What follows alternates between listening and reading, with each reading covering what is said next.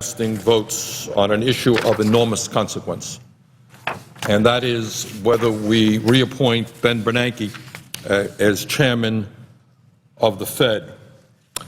And I'm here to argue that that would be a very bad decision, that we should reject this nomination, that we need in this country a new Wall Street which understands that its function is not simply to make as much money as it can for extraordinarily wealthy people on the street, but to begin to integrate the functions of Wall Street into our productive economy, make credit available to small and medium-sized businesses so we can break out of this horrendous recession which is causing so much pain from one end of this country to the other. And in order to create a new Wall Street, we need a new Fed, and we need a new Fed chairman who is going to provide new leadership. The same old is not going to work. Madam President, everybody in America agrees and understands that a little over a year ago, our nation, in fact, the world's financial system, came to the edge of a major collapse, And Madam President, everybody also understands that the function of the Fed is to protect the safety and soundness of our financial institutions. That is its main function. Can anybody deny with a straight face that the Fed and its chairman, Mr. Bernanke, failed at its task? They failed. This is not a personal attack against Mr. Bernanke. But while Wall Street became converted into the largest gambling casino in the history of the world, where was Mr. Bernanke and the Fed, whose job is to protect the safety and soundness of our financial institutions? They weren't there. And it seems to me to be a very bad idea to reward somebody with reappointment who failed at an enormously important task which has driven this country into a severe recession, so that 17% of our workforce today is either unemployed or underemployed.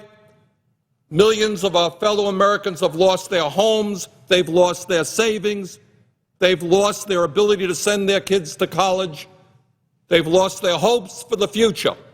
Mr. Bernanke failed at his job. He should not be rewarded with reappointment. Further, Madam President, many of us, after 8 years of the Bush administration, we said it is time for a change. It is time to change the priorities of this nation, time to move us in a new direction. The evidence is overwhelming that from an economic perspective, as well as many other perspectives, the Bush administration failed. Let me quote from the Washington Post earlier this month. And this is what they said about the Bush economy. Quote, "The past decade was the worst for the U.S. economy in modern times. It was, according to a wide range of data, a lost decade." Let me repeat, a lost decade for American workers.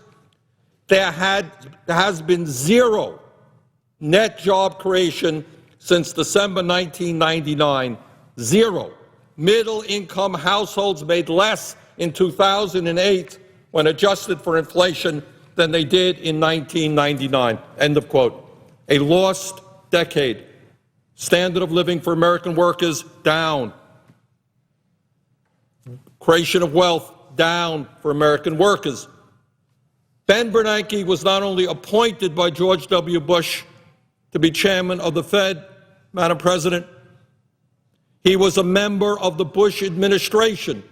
In fact, he was the chairman of President Bush's Council of Economic Advisors. Why do you want to reappoint somebody who not only failed at his job as chairman of the Fed in terms of protecting the safety and soundness of our financial institutions, but was an architect of the Bush economy, which was a disaster for American workers. Madam President, we need a new direction at the Fed. And it's not only looking back at the failures of Mr. Bernanke, it is looking forward and saying, how can the Fed respond to begin to protect the middle class and working families of our country? And here's something that has not been discussed enough. The Fed today has enormous powers.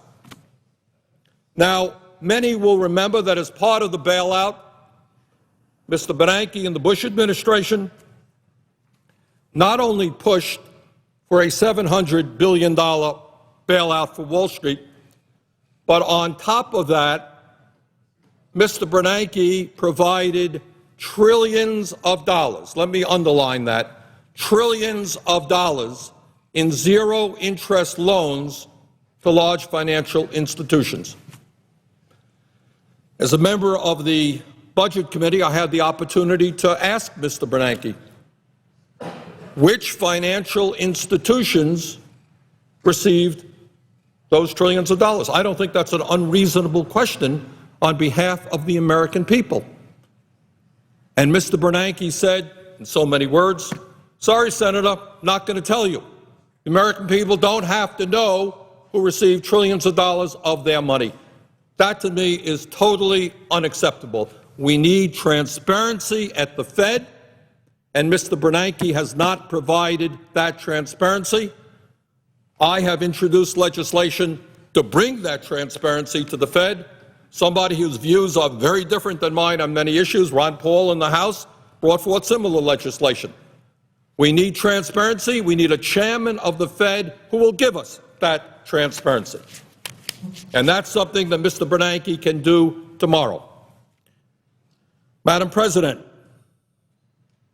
in my state of Vermont, and I'm sure in your state of New York, people are calling you every single day, and they are saying, we are sick and tired of paying 25 or 30% interest rates on our credit cards from the same banks and bunch of crooks that we bailed out who got us into this recession in the first place. Now imagine that. You have people who act on Wall Street in a reckless, irresponsible, illegal way. Taxpayers bail them out, and they say, thank you, taxpayers. By the way, we're going to raise your interest rates on your credit cards. Have a nice day. All over America, people cannot believe, they're outraged that this is happening. Well, you know what? Mr. Bernanke and the Fed have the authority today to lower interest rates on credit cards. They could do that today, and that is what they should do, because one of their responsibilities is to protect consumers against outrageous and fraudulent activities. And in my view, charging people 25 or 30% is outrageous and fraudulent and usurious.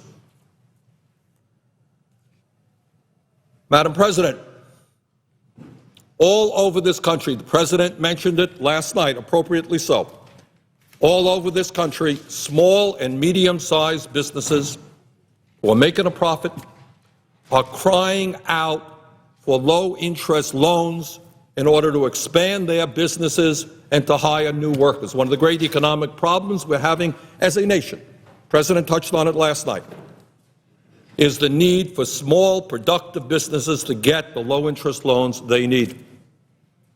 Well, Mr. Bernanke was there with zero-interest loans for large, failed, fraudulently, dishonestly run Wall Street firms, but he ain't there for small businesses all over this country who desperately need low-interest loans. The Fed has the authority today, not tomorrow, today, to provide low-interest loans to small and medium-sized businesses so that we can begin to hire new workers and bring our economy out of the severe recession that we are currently in. Madam President, the reason as I understand it, that the taxpayers of this country, against my vote, I should say, were asked to bail out the crooks on Wall Street was because they were too big to fail. You see, if a small business goes under, that's okay. Somebody's worked his whole life building the business, fails, no problem. We don't help them. But if you're a big, large financial institution and you engage in reckless, illegal behavior, we bail you out because if you go down, you're going to take a large part of the economy with you. You're too big to fail. Well, many of my colleagues might be surprised to know that 3 out of the 4 largest financial institutions in this country that we bailed out because they were too big to fail are bigger today than they were before we bailed them out because they were too big to fail.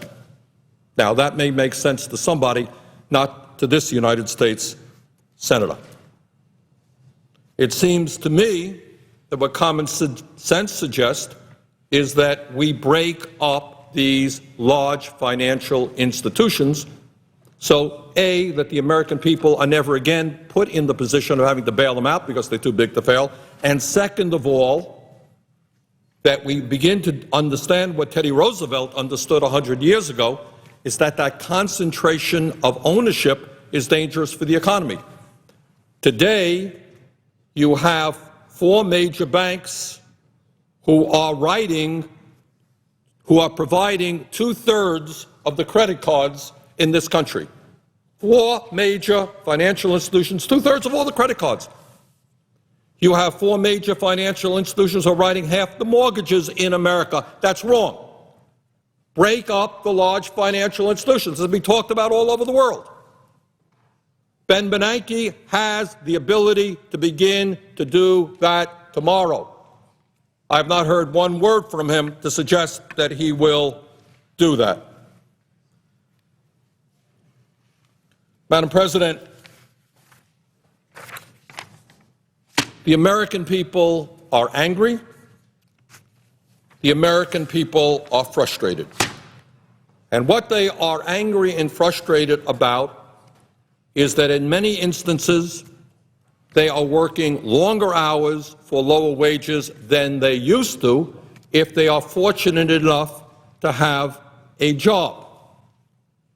The American people are frustrated and angry because this immediate financial crisis and severe recession was caused by the recklessness and irresponsibility of a handful of people on Wall Street.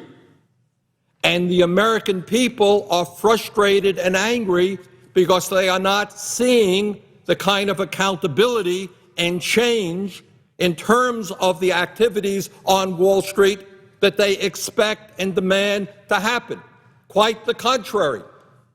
After having bailed out people who acted in an illegal and irresponsible way, what they are seeing is Wall Street pumping millions of dollars into campaign contributions and lobbying so that we can bring them back to where they were before the bailout.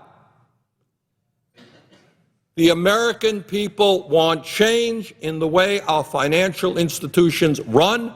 The American people want change at the Fed. And I believe the American people want a new chairman or chairwoman at the Fed. Now is the time to say to the American people, we hear you. We are going to bring about change.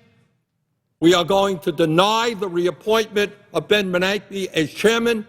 We are going to ask President Bush to give us a new nominee who is going to stand up for the middle class and working class of this country rather than for the big money interests on Wall Street.